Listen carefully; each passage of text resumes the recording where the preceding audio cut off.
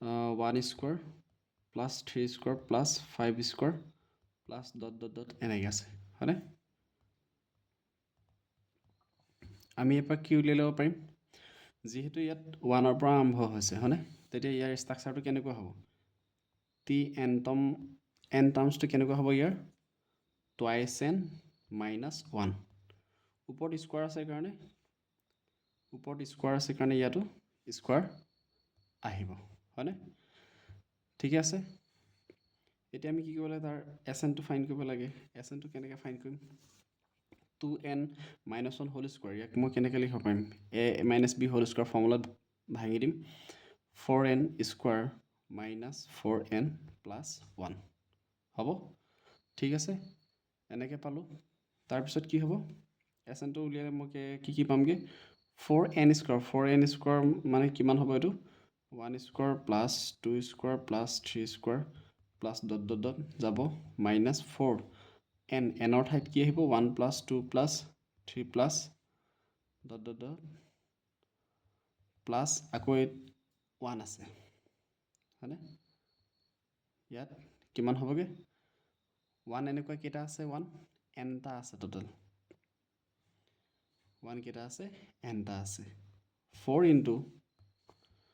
1 square plus 2 square plus 3 square dot dot dot ইয়াক মই কেনেকৈ লিখিব পাৰিম কোনটো ফৰ্মুলাত পৰিবগৈ ই n into n plus 1 twice n plus 1 divided by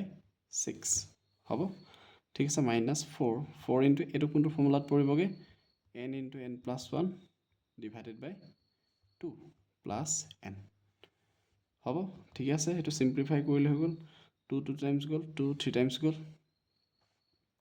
ওপৰত কি থাকিলে twice n plus 1 twice n plus 1 divided by 3 minus 2 4 2 times গ'ল twice n plus 1 এফালে plus n ওকে তাৰপিছত কি কৰিম এতিয়া আমি 3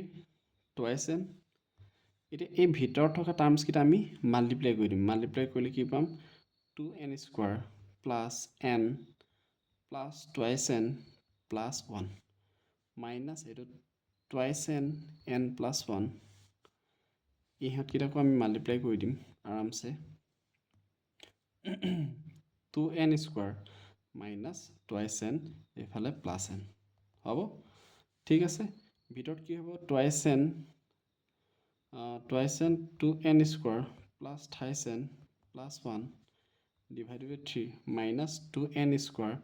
minus a plus a minus a minus n okay তাৰপিছত কি হ'বগে মই ভিতৰলৈ ইয়াক ভৰাই দিম মাল্টিপ্লাই কৰাম ইয়াক কিমান হ'ব 4n cube plus 6n square plus twice n হ'ব পাৰ্ট কি কৰিছো এবাৰ ইয়াক কৰিছো এবাৰ ইয়াক কৰিছো multiply divided by 3 minus 2n square minus n LCM lom 4n cube plus 6n square plus 2n LCM ললে কি হ'ব 2 3 6 minus 6n square minus 3n 3n ক মাল্টিপ্লাই কৰিলো 3n পালো হ'ব ঠিক আছে এতে কিছুমান বস্তু কেনসেল আউট হ'ব